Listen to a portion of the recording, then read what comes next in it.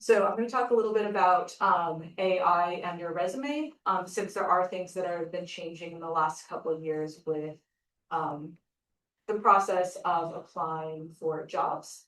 And this is a little bit, and basically employers, when they've hired, they've used online recruiting system for a long time. So that's not necessarily new. But what's happening is technology is changing that is kind of changing, sort of the pipeline process, and helping them do their job in different ways, mostly to kind of help them kind of be more efficient and organized when they are reviewing applications. So I'm going to start with how employers are using AI. So often they're using AI to help write job descriptions. Something you might have heard is ATS, or applicant tracking system. So this is a system that basically applicants use to apply for a job. And on the back end, the system kind of screens resumes for keywords and helps recruiters sift through large numbers of applications to help them focus on qualified applicants. AI sometimes is also used to conduct initial candidate interviews. So sometimes there's a video interview where there's not a person there, but the candidate is recorded answering some questions, and the system kind of looks at the content of those questions and ranks them.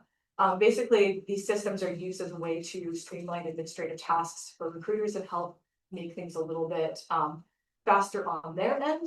And employers are using it differently, so not every employer is using these systems. Some are using them more than others, so it's going to vary a lot depending on employer. And then within employer, there are different systems, so there might be differences between each system. So, and this is just a screenshot of some of the many sort of like systems that are out there. So when it comes to applying for opportunities, there is a little bit of a challenge of thinking about how to make sure when you apply that your resume is kind of clear to the employers, and is able to be kind of stand out when they're screening for resumes. So there are different things that the system does. So it kind of helps them manage hiring. Often when they're screening resumes, they design their screening tools to kind of match the job. So they might say, I'm screening for someone who has Photoshop skills. So that's kind of built in there. So humans are still designing the screening, how they're screening the resumes and what they're looking for on resumes. The software might boost what resumes match keywords. It doesn't necessarily screen out resumes. It usually probably like kind of boosts ones that seem to be more relevant. And some recruiters say they look at every resume, but sometimes there's a ranking system with what the software might do. So when you're applying for a job, it's thinking about how to optimize your resume, much like if you're making a website, you're thinking about how to optimize your website for search engine optimization. You want to make sure that your resume can be found easily by using different keywords, different content that's in there, so that people who are looking for something specific will find you. So some of the ways to get past this system is thinking about readability. So even though they call it artificial intelligence, sometimes computers are not always as smart as humans because they can be very literal. And if it can't read your resume, if there's graphics on it, if the text is not live, it makes it really difficult. And so it's not going to be read. So the first thing is you want to make sure your resume is in a readable format. So text, simple layout, like one column and no graphics. So that's going to be one thing you want to kind of pay attention to when you're interacting with ATS systems. The other part of this is that you want to make sure that your resume has terminology that matches the job description. So that means is really looking at the job description. Every job you apply for is going to be a little bit different, and making sure that your resume is tailored to that job description and that it closely matches it, because that's what it's looking for. I mean, ultimately, your resume is there to kind of demonstrate that you have this qualifications that they're hiring for. And so it's more important that your resume reflects what they're asking for in that job description, and sometimes very literally. So here are some basic tips in terms of readability. So You want to use a text-based resume that can be read easily. You want to avoid graphics. You want to avoid multiple columns, things like that. So often the resumes that you created in your communication design class may not be ATS friendly. So that's just something to be aware of, because you don't want, if you find yourself applying repeatedly and not hearing back, it could be a very simple formatting issue more than anything. So these are some tips. Is like, you want to use standard fonts, keep it to 10 to 12 point font, make sure the headings are clear, black and white, when there's bullet points, remove graphics, tables, icons, and columns. And then the other thing I kind of sometimes see is students and alumni using JPEGs or other graphics files for their resume. A system can't read that, so you want to make sure your resume is a PDF, which stands for portable document format. It's readable on multiple systems, or a Word document, so that the system on the other end can read it. And then when you're thinking about matching your resume to the job description, you want to integrate the language from the job description naturally into your resume. You don't want to put anything on there that is not true, but if you do have the experience they're looking for, making sure your resume echoes that in your resume. And then using standard date formats. Sometimes the system might be trying to kind of use the dates to kind of calculate the years of work experience. So other tips: clear contact information, skills, only use a summary for a career change or specific need, and then keep things in chronological order. So these are just some other things to think about for formatting your resume. I also want to add that we will share these slides after this presentation. We do actually have it in our resource library, so you will have access to this after this presentation. So I don't want to say that a designed resume is no longer relevant, because it is, and there are employers who do specifically look for a designed resume. It might be one of those things to think about when to use it. So if you're applying to someone via email and you know you're not going through an online system, that's a great time to break out the designed resume. Or if you're in person at a career fair or an interview, anything like that, that's when you definitely want your designed resume. You'll just know that if you're doing an online system, often for a larger company, you'll see when you apply that, even in the address bar, they'll have likely the platform that they use for managing their applications. And so you'll kind of know when you're going through a computer system versus going direct to a human being. So I'm going to talk a little bit about mastering keywords and terminology, and I'm going to use some kind of simple examples of this. But this, as when we hear from our panelists, there might be more to this, then they'll go into more depth about this. So when you read a job description, you want to make sure you understand what they're looking for in applicants. One thing that has kind of happened with the change in technology is a lot of applicants are doing what's called spray and pray, where they apply for 300 jobs really fast because technology allows that, but they're all kind of generic. And what's happening on the recruiter side is they're getting a lot more resumes than they ever have before, and 90% of them are not related to the job. And so that means that volume is becoming a big issue on both sides. So to really get ahead, even with, not even thinking about AI, to really get ahead in your job search, you want to really customize your job applications and apply for jobs you're qualified for, because quality is going to be much better than quantity when it comes to applications. So that means read through the job description, think about what skills they're asking for and how you can demonstrate on your resume. If you have that, make sure your resume echoes the same terminology as the job description and is recognizable. Make sure that your resume doesn't require the recruiter or the computer to guess. So you want to make it easy for them to recognize the connection to what they're hiring for. So, and this is a really simple example, and there are more complex things, but like, say one of the keywords in the job description asks for concept design. One bullet point on the left says assistant creative director with graphics and presentations and shadowing presentations client. On the right side, it kind of naturally integrates concept design in there, assistant creative director with concept design on projects and presentations and shadow meetings. So it's a very slight change. The person might have been doing concept design the whole time, but it's really just taking that resume and echoing what the job description has and integrating it in there naturally.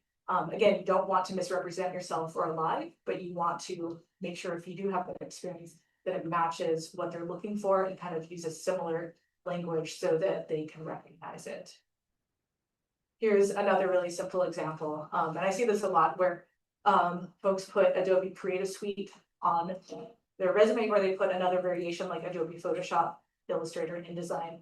So let's say the job description asks for Adobe Creative Suite, but the current resume does not have that. Changing the bullet point to just say Adobe Creative Suite, and then including the specific programs is a way to kind of make that match. So again, it's a simple example, but sometimes it's those simple things that kind of, can catch up the computer. Other things I see are abbreviations like user experience versus UX, making sure kind of match what they have, because they're kind of interchangeable, but sometimes a computer doesn't know that. So just thinking like that. So the other thing I want to talk about, like the computer, they're just a computer, they're just checking terminology and comparing between the resume and the job description. But ultimately, this kind of opens up a bigger thing, is that you want to think about your resume as being able to tell the story of who you are and demonstrate the skills that they're looking for. So you want to kind of think about how you can use your resume to market yourself for the job they're hiring for. So beyond just like formatting, fonts, font size, things like that, you want to make sure your resume is very logically connected to the job you're applying for. So taking your experience and their job description and making the connection obvious. And this is what recruiters and also the computer, they're ultimately looking for, is this. They want to know that this job is a very logical next step for your career path. If you're, leaping fields, it gets a little trickier, but there are ways you can kind of, build your skills or make some connections, but you want to make sure that it's very clear why you're applying for that job at that company in that industry. So thinking how to close the gaps, thinking about the level and the title of the job position, the responsibilities, the qualifications, what are they looking for? So you want to make sure your resume shows why you're applying, how you are qualified, and what you can do for them. So that's ultimately how you want to approach your resume most of all, because this will help with ATS, but it's going to definitely help when you start talking to humans on the other end. So so far we talked mostly about how employers are using AI, and this is something that is happening on the job candidate side. Many folks are starting to use AI, both for good and for not as good. So first I want to start is that you're not required to use AI in your job search, but it can help give you ideas on how to tailor your resume to a job and help speed things up if you're applying for multiple positions, which you probably are. So there are some benefits of it. So to start with that, like you're not required, but if you do, there's some things to know, is like you need to know that AI still sucks at writing final drafts. So you don't want to use AI to write a final draft. It's going to make mistakes. It'll hallucinate and make up experience you don't have, put it on your resume. So definitely don't copy and paste anything and put it on cover letter or resume. Where it can be helpful is for generating ideas, getting suggestions, getting some feedback. So that's where you might get some help. You want to make sure you proofread everything. Just because there are mistakes, you want to make sure it's truthful and it represents who you are. And then the other thing is that AI is biased. It's trained on what humans have done, which is biased itself. And then the other thing to remember is that by default, everything you submit is used to train the model. So make sure you disable chat history and whatever you're using to just not contribute more if you want to. Also, if you're putting your resume in, don't include personal information in whatever you use. So, You can use AI for keyword matching, and I'm using a chat GPT example. So you can take the job description and put the following prompt. What are the top 15 most important skill keywords in this job description? And then you put the job description. It's going to spit out the top 15 keywords. So chat GPT, it is good at giving a summary, or decent at giving a summary. Then you can paste in your resume without identifying information, which of those keywords are missing from my resume. It's going to give you a list of what might be missing. And so then you'll have some actual suggestions of what you might want to incorporate. Again, you don't want to lie, you want to use what your background has and naturally incorporate those keywords into your resume. So that's just one way to use it. It'll give you some ideas of how you can tailor your resume towards a job description. So another way you can use AI is get suggestions on how to close a gap. So trying a prompt like, I have expertise with number one, please suggest 3 bullet revisions to give me credit. It'll give you some suggestions. You don't want to copy and paste results. It'll likely sound like AI wrote it. So you want to rewrite it, but you also want to make sure it's accurate and make sure it still has your human voice. So this is one way to get some suggestions for that. There are systems online where you can, in a more kind of structured way, they screen resumes and match them to job descriptions and rank them. So these often, they cost money, but you could also use an online resume checker instead of ChatGPT. JobScan is one that I've used. There are some others out there, but what they'll do is they'll take your resume, they'll take the job description, and they will give some suggestions on making some changes. Again, you want to make sure you're doing the finished draft of everything and don't necessarily take everything as accurate, because it'll, you want to make sure you are doing the final draft of everything. So our first guest is Kristine Alexandra. Her pronouns, she's a leader of experience design based in Jersey City, New Jersey, leading US and international design teams at Chubb, a leading global insurer with product coverage across North America. Since graduating from Mass Art in 2009, she spent 15 years designing inclusive, accessible solutions across insurance, financial services, healthcare, telecom, and consumer brands. The last 5 building and growing teams as a design lead and hiring manager.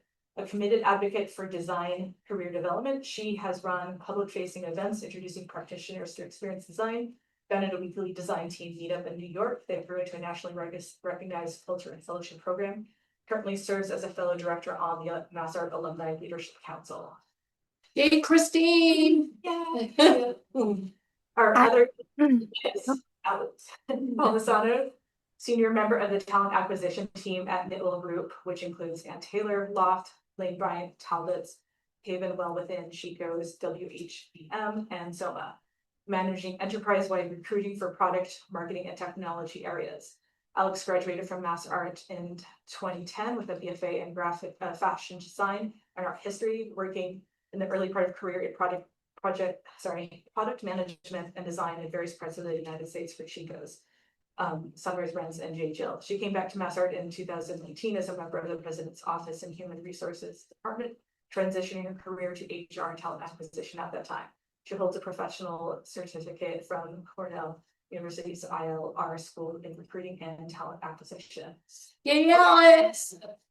Good to see everyone this afternoon. Great to have you both. So what we're going to do is, so Kristine recently successfully navigated the job search market, and then Alex is on the recruiting side. So we're going to kind of go back and forth between the two, since it's 2 different perspectives. But I'm going to start with Kristine. And I know, like, you recently navigated a job search after, I think you said 8 years with your previous employer. So I just wanted to start with having you share kind of your experience with the job search. Yeah. Hi, everybody. It's so nice to see and speak with you all, and I'm sad that I am not in person. Yeah, so I had in my last job, I had the design industry has been like a little tough. So I experienced a layoff in January of 2025. And I had been at my last employer for about 7 years. So I was really caught off guard. Things have changed a lot with like my resume, and I couldn't understand like why the next like month or so, like why I was getting like automated rejections and things like that. It just felt like I was applying to the void and nothing was like coming out. But I had realized like maybe like a month and a half into searching that I learned about the ATS and they were like kicking me out on all of them. I was just like, how's that even possible that like I just applied to this and I'm getting like a rejection like next day, or like I don't know. It was something that was very frustrating to me. And I had realized, oh, it's because I've been applying with like the same resume over and over again. Um, and so once I reach like I had understood that, I ended up creating what I would call like a vanilla resume, where I have something that I can reference that has like all my qualifications, like everything I've ever done in my career. I have it in one document and one resume. Um, can I share my screen? I'll just share like my examples of just because it's easier to show a visualization of what I was doing. Um, um, I I was in like communication design, so like I feel really strongly about a nice designed resume. So for a long time, like pre 2025, I was like working with like a resume with like my signature and like doing some really simple, very by the book, like very generic overview of like what I've done in my career. And so I realized like that wasn't this approach is not working for me. So what I had ended up creating last January was this is the vanilla resume that I'm talking about, where I just like word like I put all of like my context, everything that I have ever done in my career, um, and just like verbatim, like um things like titles. I kept it in this resume as like that's the title that I got from like that company. Um and these were like the tasks that I had to do. Um, and so when I learned in February last year that I needed to get a little bit more targeted with my resume, I had to lean out of the PDF. Not to say that like I didn't give up on like my designed resume, as Rebecca was saying. I have this PDF. It's solid, and I would share it to people that I knew that like I was gonna get some eyes, like actual eyeballs on this. If it was going through an email and I knew it was going to a warm lead, I would absolutely like no problem send this resume out or the first one. But I had to create the ATS like friendly version um, to start targeting towards the jobs that I was trying to apply for. And as you can see, like I was in my last job, I was an experienced design director, and my field is in experience design. And there are so many different terms for product design, experience design, UX design, all of that. And I didn't realize that even changing like the title of like your name, even though like jobs will call it something different, um, it might be the same job. Um, and so like I'll show like some examples here. Here are like a few different like ATS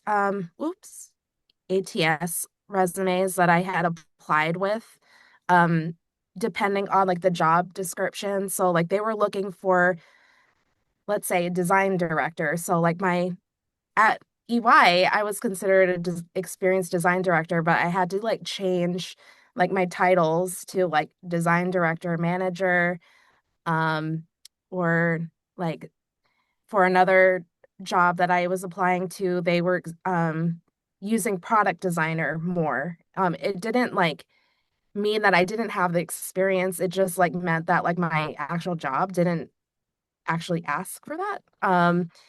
But to wrap up, in short, um, it was helpful for me to do this, depending on the industry that I was even applying to. So, like some of the language, I would change specifically if it was, say, for fashion or for e-commerce or where I eventually landed. I'm here at Chubb and it's insurance. So like I ended up highlighting a little bit more of the work that I have done in the past for insurance and like financial services, and had that float on top. So um, I would cater my resume, like the vanilla resume that I had shared here, towards the job description that I was trying to get the job for.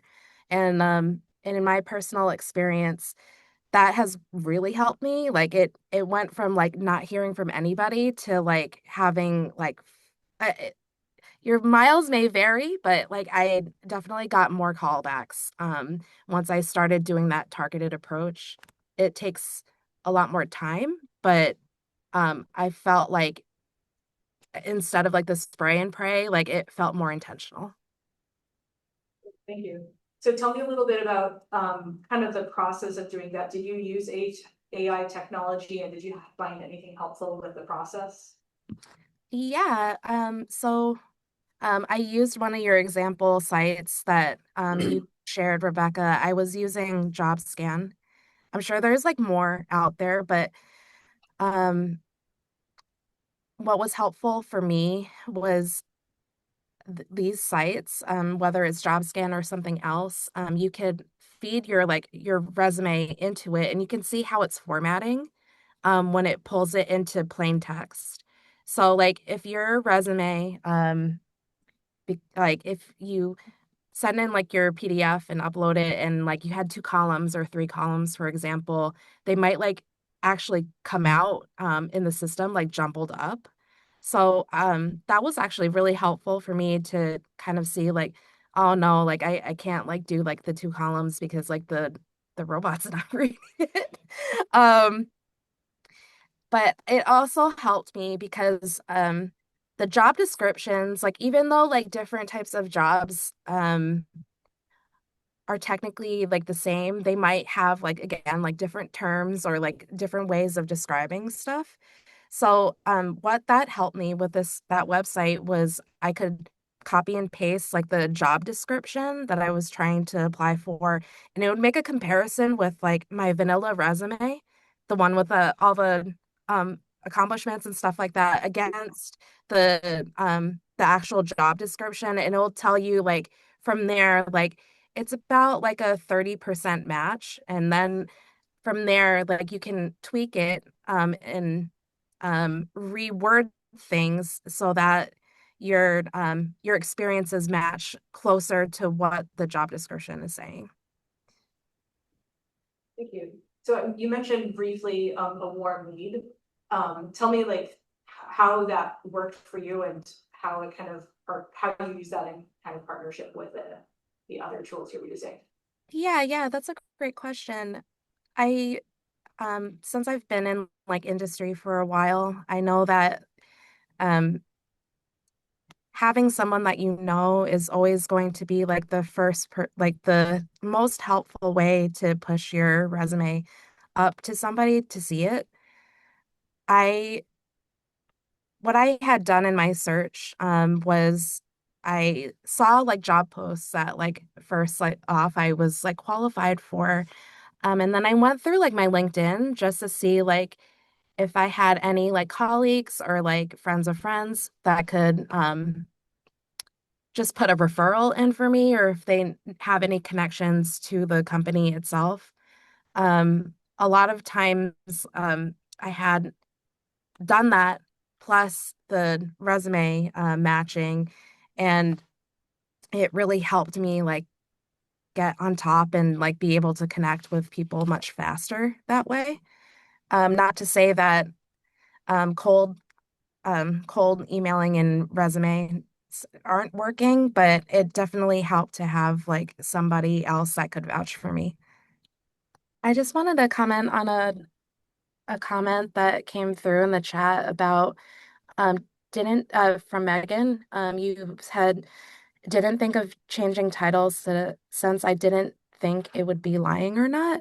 I contended with that too a little bit, but I got over it when I could really just read the description. And if it's exactly basically what you're doing day to day, like I got over like the imposter syndrome and I was just like, I could speak towards it. So Well, and Christine, I would also think that if if the resume gets you through to the interview, if it truly was misrepresenting or lying, it's going to be figured out then. oh, 100%. Yes. You're entering into it honestly, and if you know what I mean, you at least advance, and then they'll determine if that was truly a misrepresentation. You know, Yeah. Let them let them yeah, suss it out. Right. absolutely. Exactly. Don't say no to yourself. Like let them say no to you. Yes. Sir, Absolutely. let's see if we can hear you now. Yes, I'm back. Can you hear me?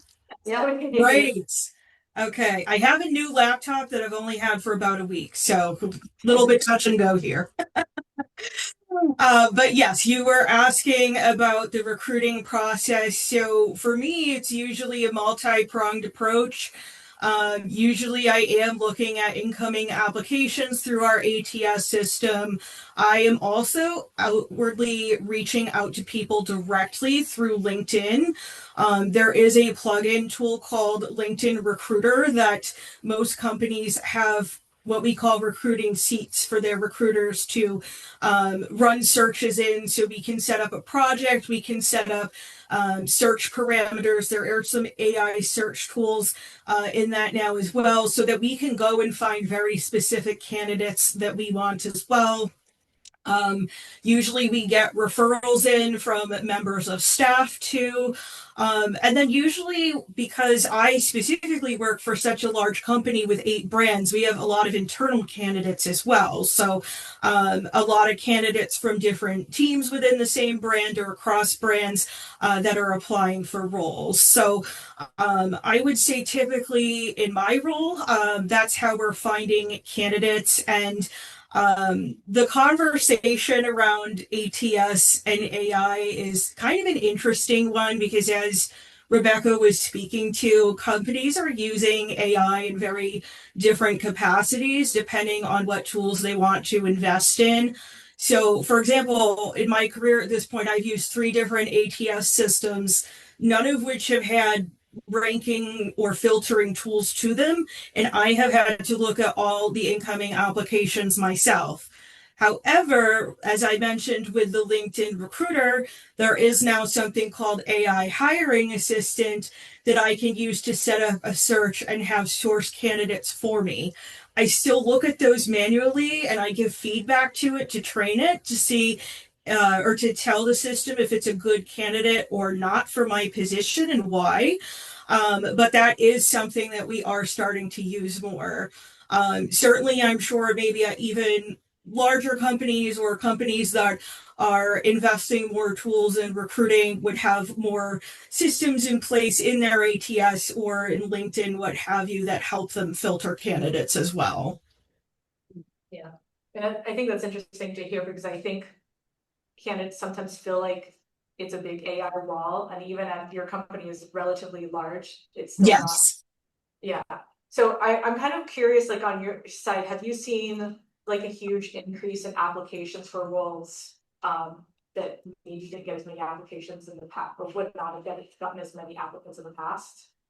Yeah, we were experiencing that, I want to say this fall, and then our team that we call HRIS. So they work with our HR systems. They work with Workday, kind of help to filter out a lot of that was going on.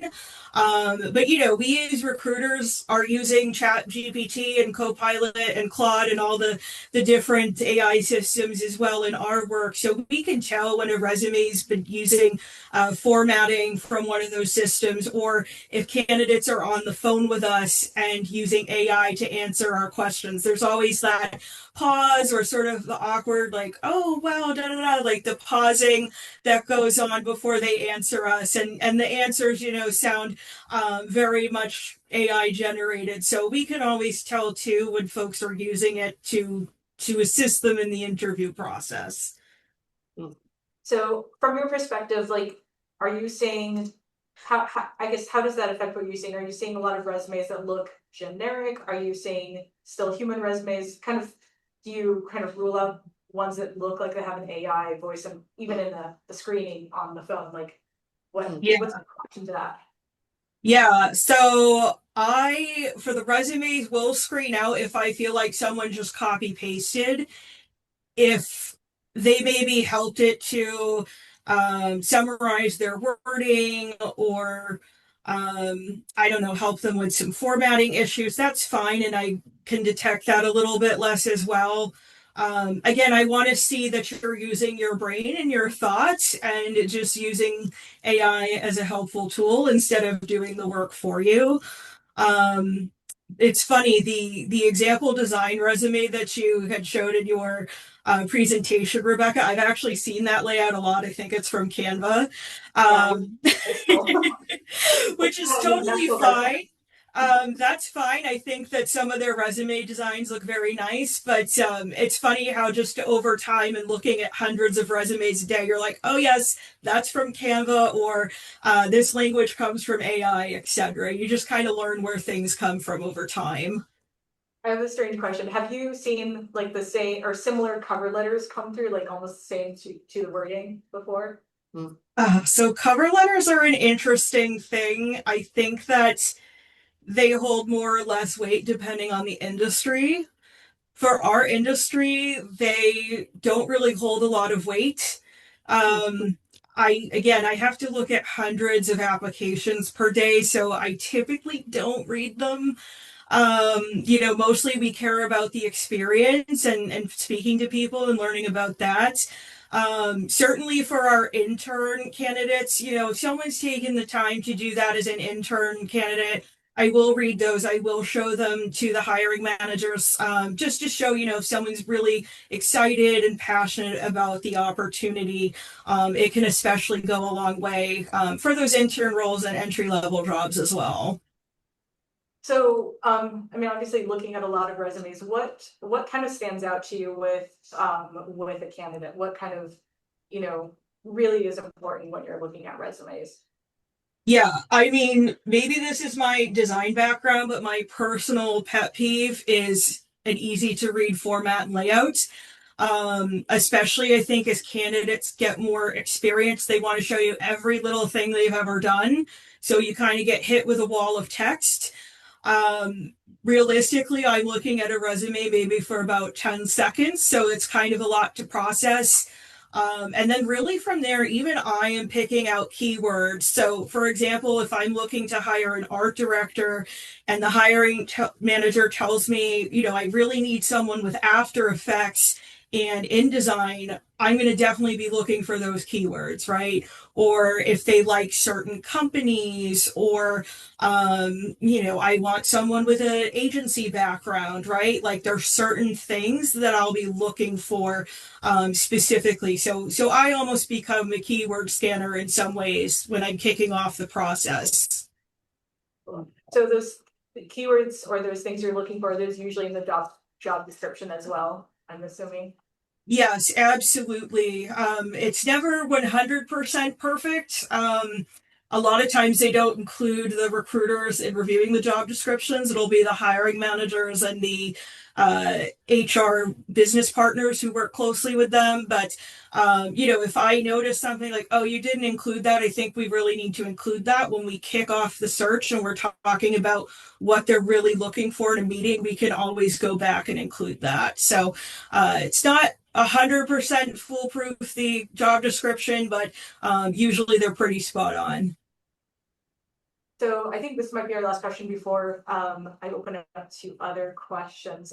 So are there things in kind of you see with applicants that are, make it more difficult to kind of get passed or picked up to for an interview or for the next steps? Are there things that you kind of would recommend people avoid, or that might be helpful? Yeah.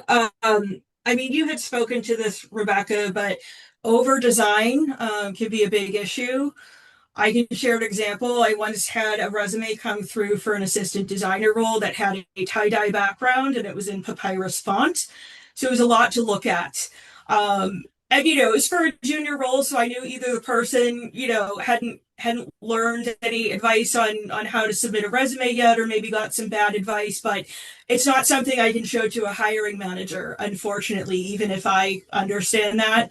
It's not something I can pass forward. And then, as I mentioned before, especially with the more experienced candidates in the wall of text, if there's letters on every single part of your page, it's very hard to read, very hard to digest. It's really hard for me to pass forward to a hiring manager as well. So while you were having audio problems and logging out and back in, there was a question that Kristine started answering that I kind of want to bring it back with you here. Like someone in the audience was asking about whether it's good practice to change or adapt job titles to match kind of what job you're applying for. I'm curious about your thoughts. Yeah. I think it's okay as long as it feels accurate. I know Kristine was speaking to just using some different words for the semantics, which I think is fine.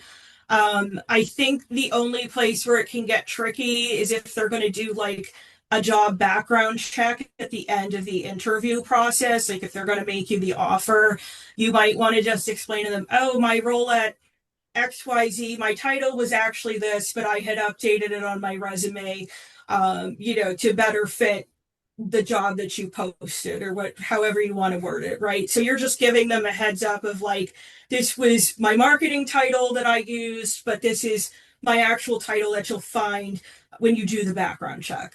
So I think it's okay as long as it's not completely inaccurate.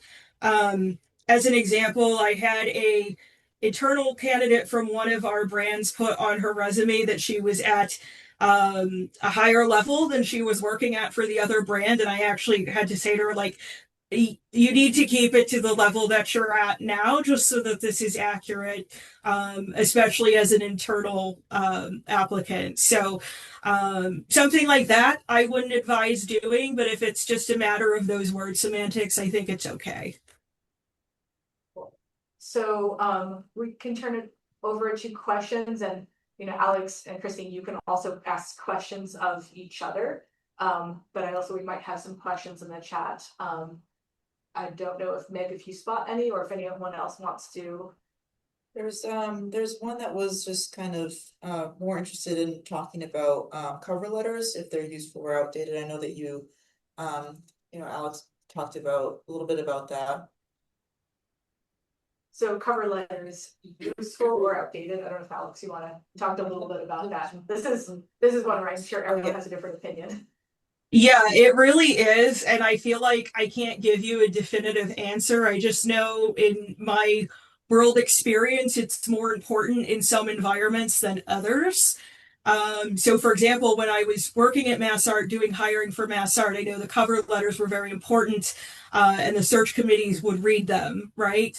But I can tell you in the fashion industry, they're less important. It's not something that has to be submitted. It's not something that we're necessarily looking at, right? So I think you can take cues from the application process. Are they requiring one? Is it a nice to have? Is it something not being asked for at all? I think you could really take a look at that initial application that you're filling out and see if that's something that they're looking for.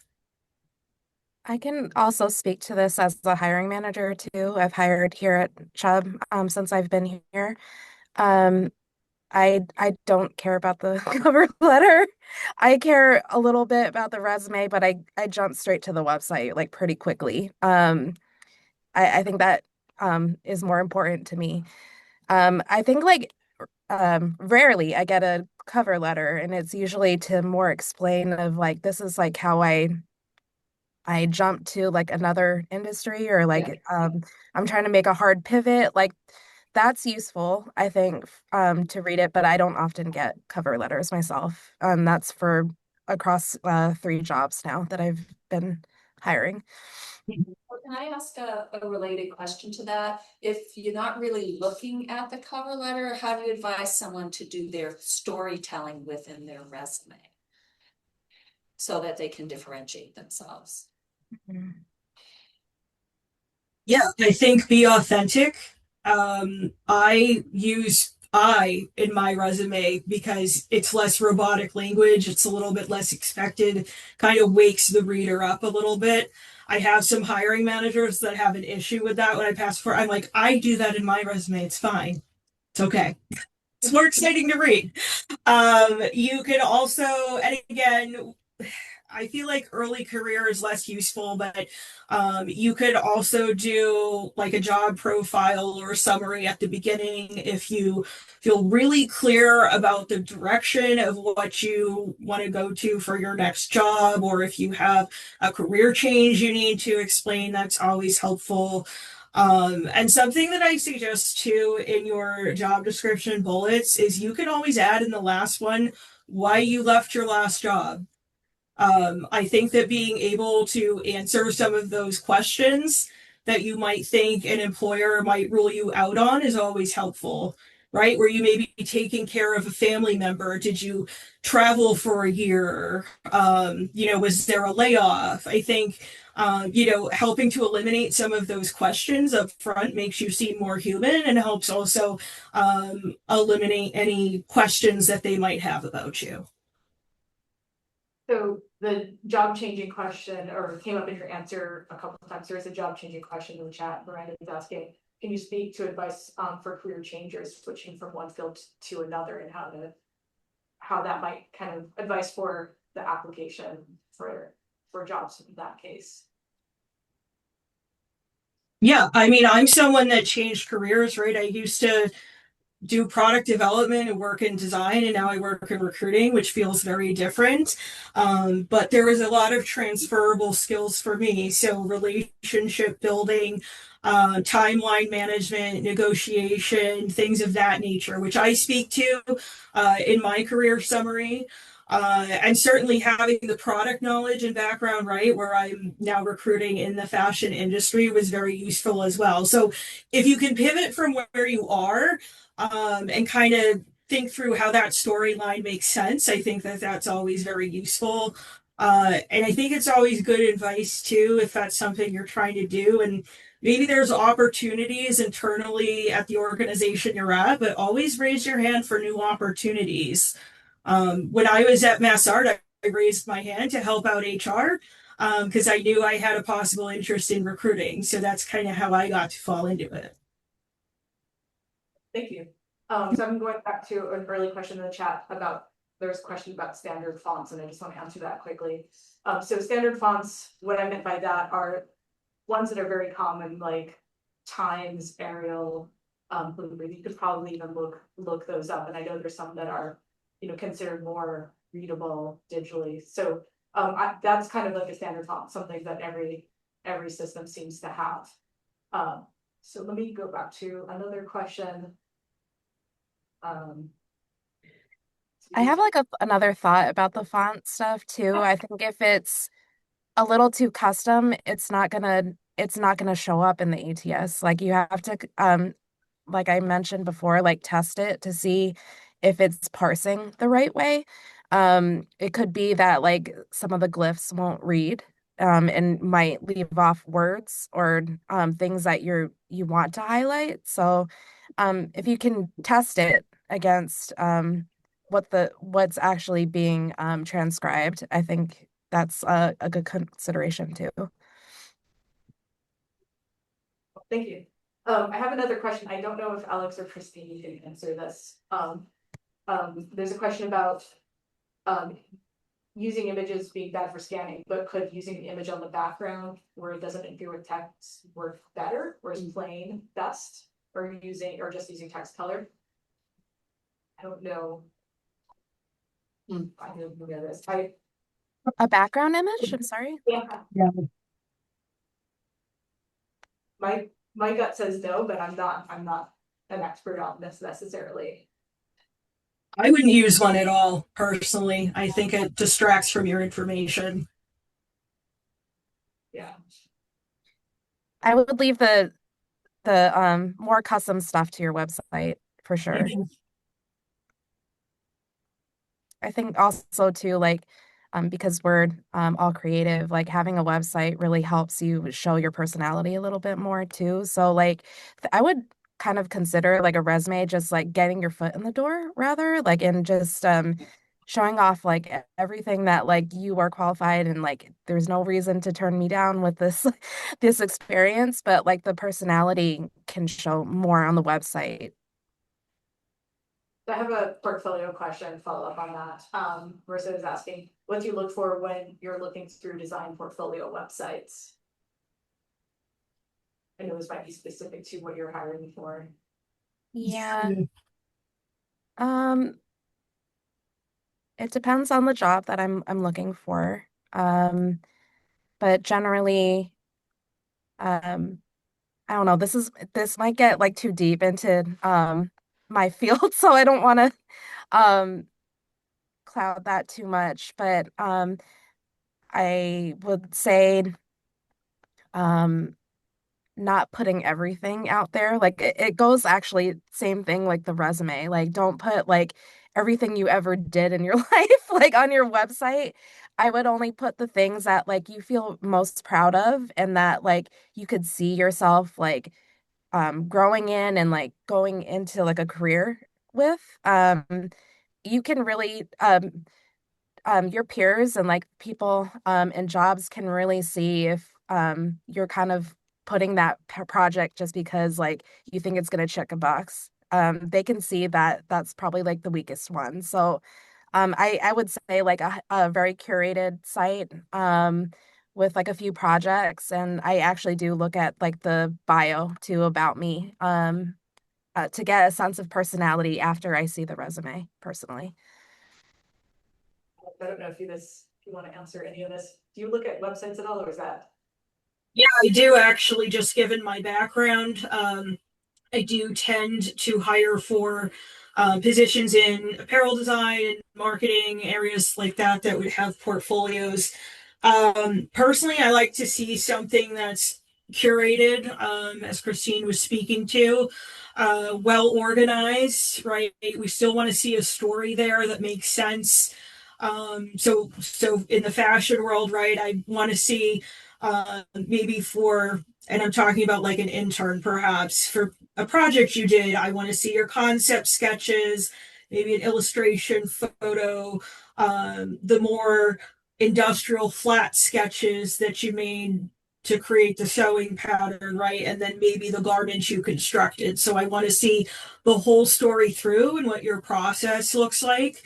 I always think it's helpful, anything that shows how someone thinks.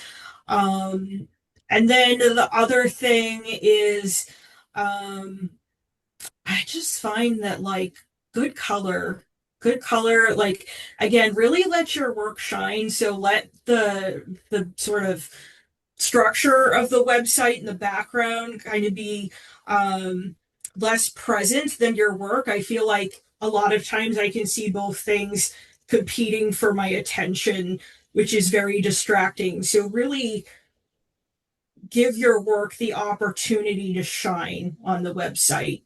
The other thing for me as a recruiter that's important that we haven't talked about yet is access to portfolios. So, Kristine mentioned having a website, which is amazing. If you can include the link to that on your resume, that's great, because that's kind of the other piece of the story for me that goes with the resume and will be 50% of the reason that I probably want to talk to you.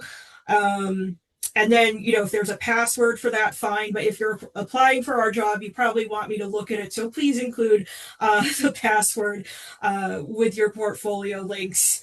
It's a little bit inconvenient to go chasing everybody for links after the fact or their passwords. And so the easier you make it for me to access, the more likely you're going to get called back to speak with me about the job.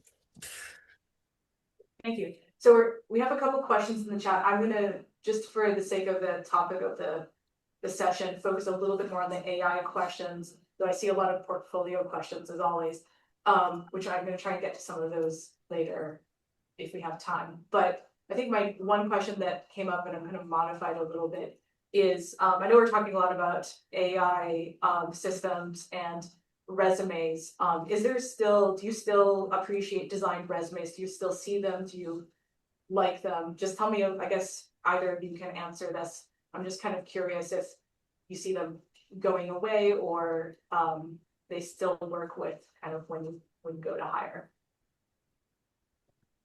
I personally love them. I love them when I see them on a website. Like that's usually like the vanilla resume, right? Like that's not geared to any, you can't like gear it to anything because it's just on your website, right?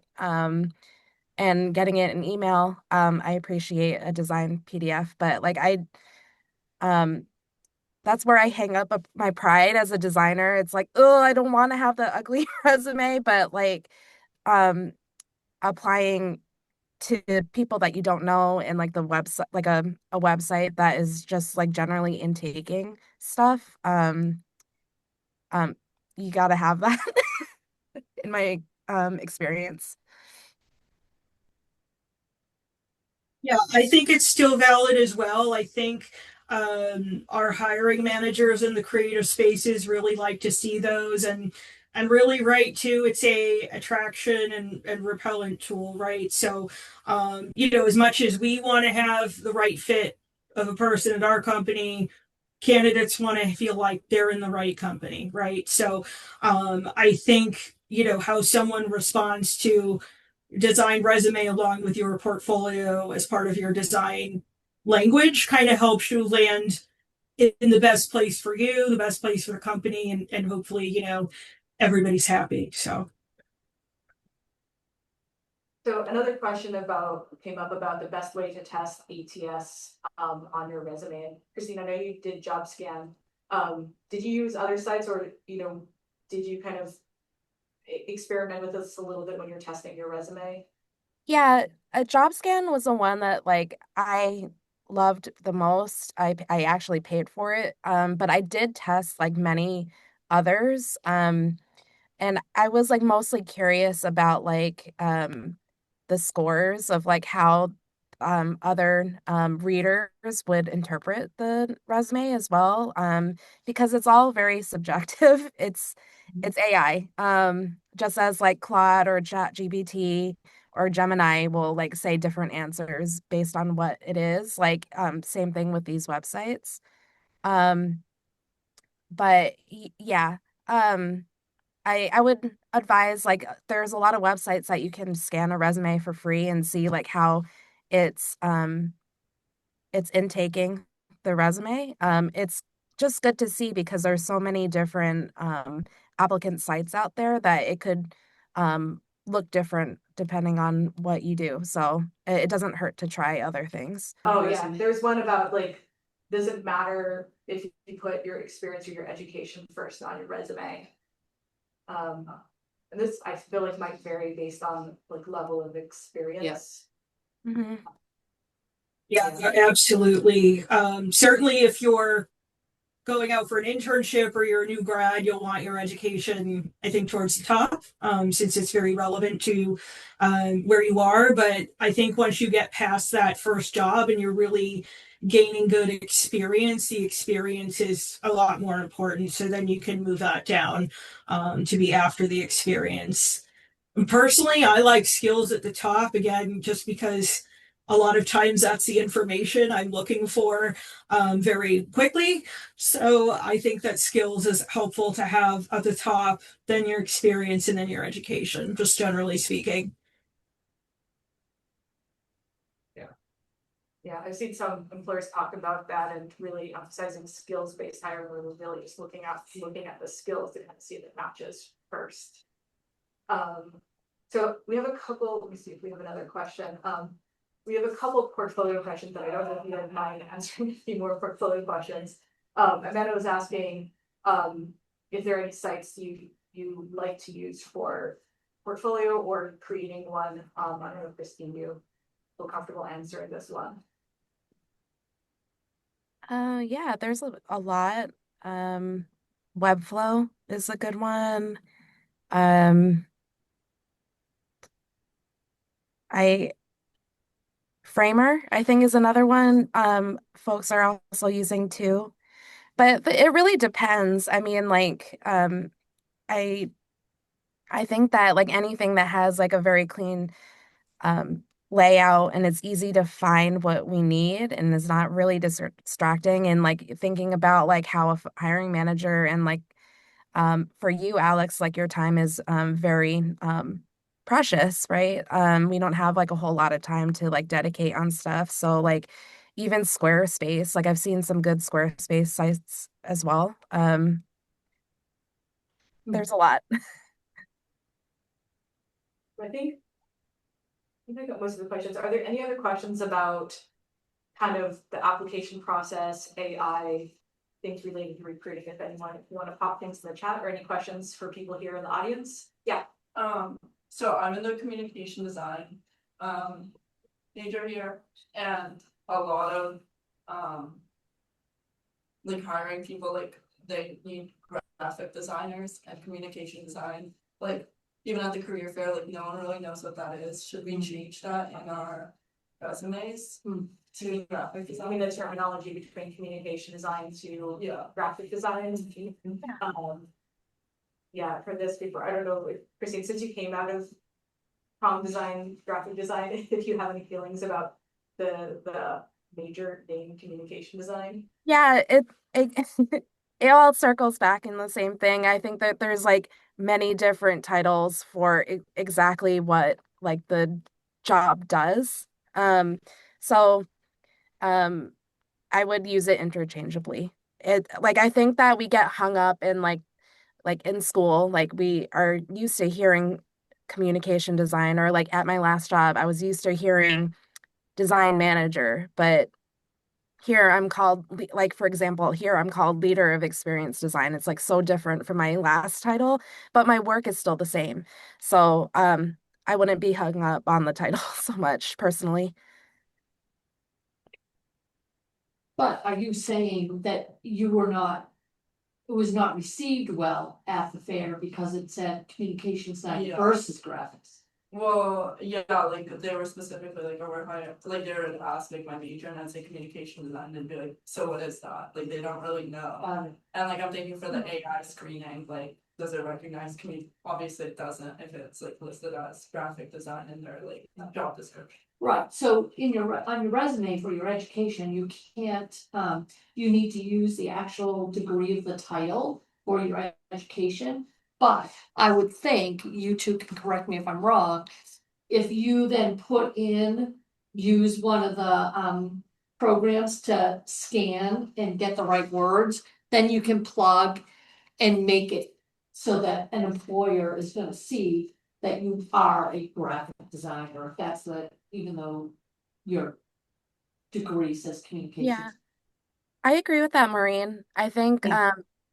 obviously don't change the name of your No. degree from Mass Art, but if there's somewhere else in your resume that you Yeah. can say like I don't know. graphic design for X thing, and that's what their Yeah. job description is, like Right. that's gonna Use it. you're gonna get the Yep. filter. Yeah, I'm gonna say the studio for interrelated media has more issues with Yeah. this. Right, Yeah, right, sometimes the majors don't necessarily kind right. of Match up with the industry, and that's where sort of understanding how you can use AI to match the actual responsibilities they're looking for in with your skill set to. Yeah. Okay, so I have another question, like, is it? Just moved, is it better to design your resume using InDesign or Word for ATS? I've always used InDesign, but I'm curious if Word is better for ATS. I think the ones that are actually scanning and ranking are going to be more geared toward a Word document. That being said, I always suggest that candidates upload their resume as a PDF so that the formatting is controlled.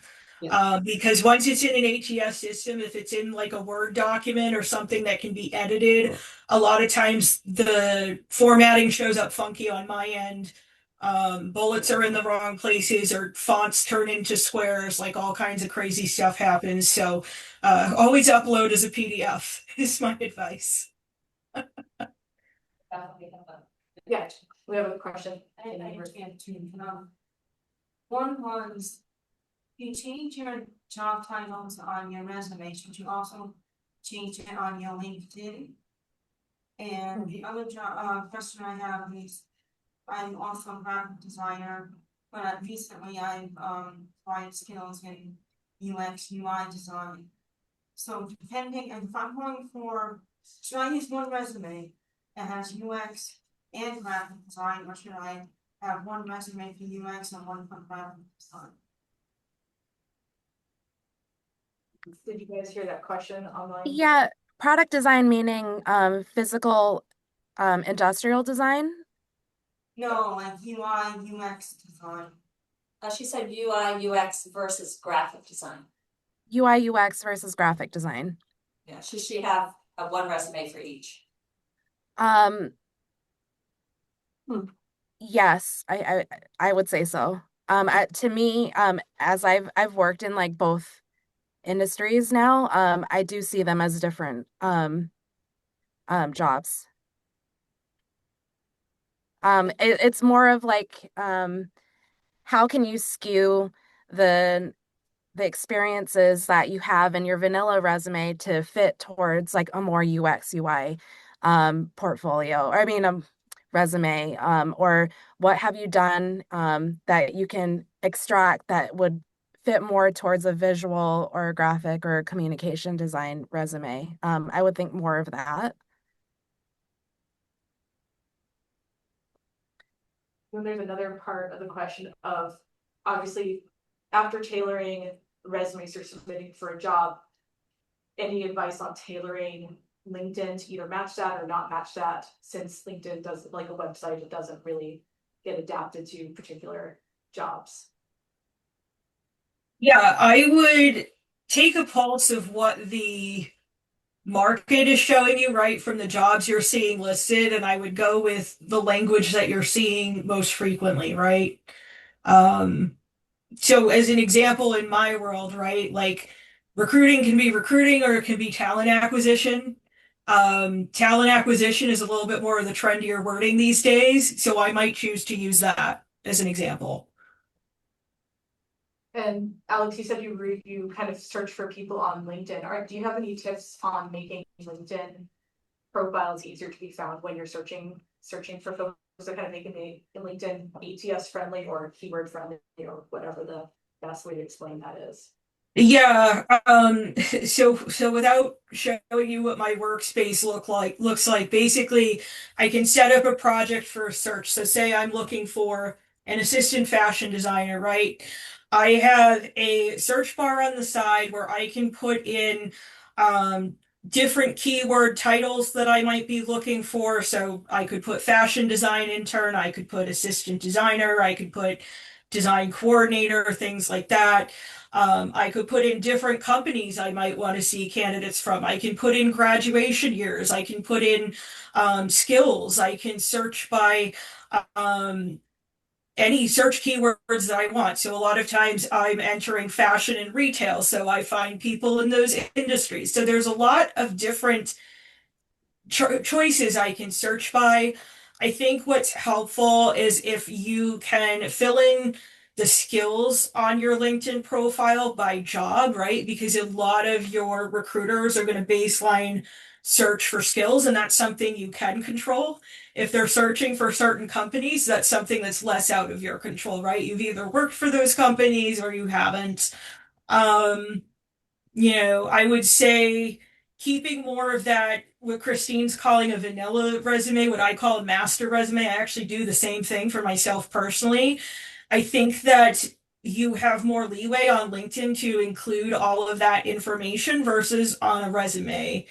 And the way that I usually talk about that is you think about your resume as a trailer and LinkedIn as the movie, right? So you're giving a lot more detail on LinkedIn than you would versus the resume. So we're getting close to time, so I just want to see if there's any last questions. You can pop them in the chat or anyone in the room. We have a smaller in-person audience. I do have a question for Kristine. I noticed in your more targeted resume that you did have a rule line between your jobs. You didn't run into any issues with that? From I had I'm sorry, a what? a rule line? Like a thin rule line? Oh, yeah, like a divider line? Yeah, you didn't run into any issues with that. That was okay. No, and I definitely checked in multiple sites to see if it was going to be a bother. I just actually replied back to a comment because there's some talk about the LinkedIn, using InDesign versus Word.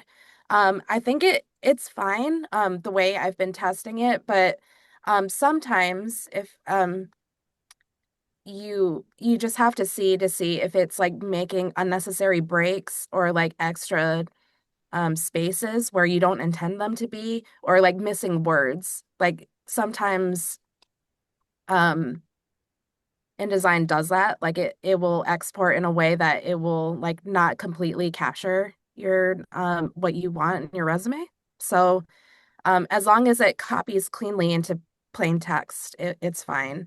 And when I used the rule, it didn't bother it when I did it. Great, thank you. Mm-hmm. There's one last question in the chat. Do you like it when images are included on LinkedIn with job listings? I don't know if I've seen that. I don't know. Yeah, I'm not sure that I exactly understand what the question is. But I assume, at least searching on LinkedIn, images are not going to really be an issue because it's not going through a system.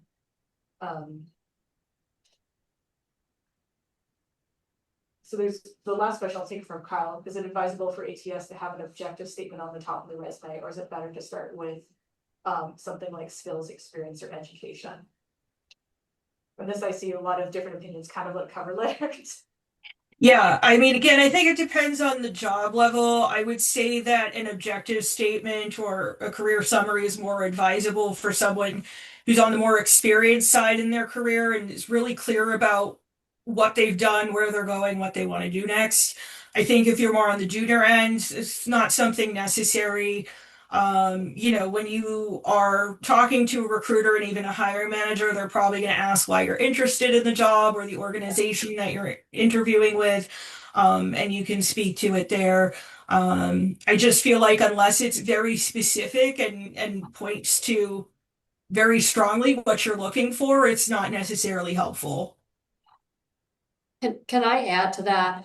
There are some times when you get a resume and the objective is so specific that it's like, why did you, of course you're applying for this job, and it will say, I am seeking an HR position at Mass College of Art and Design. Really? Is that why I'm looking at your resume for that job? So I think you also have to be very careful about what your intent is, and otherwise it seems, yeah.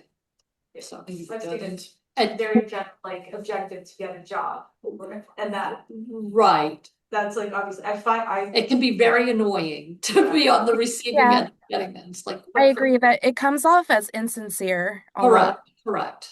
Like you're Yes. overdoing it at this point. Exactly. Yeah. But for career changers or people with a journey that might Correct. need to be That's different. that might need to like explain a connective Correct. thread between the journey, or a little bit of storytelling. I feel like that's when it's. Agreed. And especially because so many people or places are not necessarily reading the cover letters, where traditionally that might be where you explain sort of career change, or somebody else mentioned they're doing a pivot. But up in that section, that would be a place where you want to upfront sort of help the employer understand why they should look at you. Can I speak to the cover letter? Because I've been here at Mass Art for many years, and I've been on a number of search committees, and I have to say, I look at the cover letter first. I want to see if somebody's really passionate and how they're interested and how they speak to wanting to work at Mass Art, and if they've done their background search, if they've looked at our website and they know what Mass Art's about, it can speak to that. But that to me is really important, and then I scan the resume. So it might be the difference between working in industry or in a corporate environment versus a nonprofit. So I think you may also want to consider where you're applying and kind of what kind of skill, what are the soft skills that maybe a nonprofit might be looking for versus the kind of skills that a more corporate environment is looking for. Yeah, just my 2 cents. No, it absolutely depends on the employer. I think I had spoken to earlier when I was at MassArt. That was something in the hiring process we very seriously looked at. Again, my corporate role, not so much. So it's kind of taking a read on the environment and the industry and what they're asking for in the application process. Yeah. So we're kind of at time. I do want to plug an alumni event that was just popped into the chat by Rachel. There's tomorrow there's our monthly virtual alumni networking event. So follow that link if you're interested. This is something we've been doing regularly, or alumni relations has been doing Since last September we started. Last September. So it's a great way to continue conversations like this and talk to your peers about their experience, learn about what their journey, share your expertise. So definitely recommend that. So I don't know if there's anything else you want to add, Darlene or anyone else. No, the virtual alumni networking is really popular. We get between 20 to 40 people every month, and some people come every month because they love it, and then we get new people. We've had people from Canada, all different parts of the country. We've had anybody in Europe, but definitely what's nice about it, we had somebody from New Mexico. So we're getting alums who are just kind of checking in and just want to be around Mass Art folks and reconnect. So it's a great way to kind of hear what other Mass Art alums are doing, as well as get advice or offer things that you can help with. We have an alum who comes every month, and she has done a number of artist residencies. So she's like, if you want to do an artist residency, I'm happy to give you advice. So just examples like that. It's been really good. Cool. So we're kind of at time. I don't know if I want to thank Alex and Kristine. I don't know if you guys have any last things, parting words you want to leave on. I think we're good. Thank you. Thank you so much for all your help in a very rapidly changing world, and us all trying to navigate it. I'm dropping my LinkedIn if anyone wants to connect with me. I'm happy to share more of my experience if it's helpful. But it's definitely a journey. Like, don't be too hard on yourself. It's yeah, this is just like one piece, and like you are more than just a resume. So just remember that.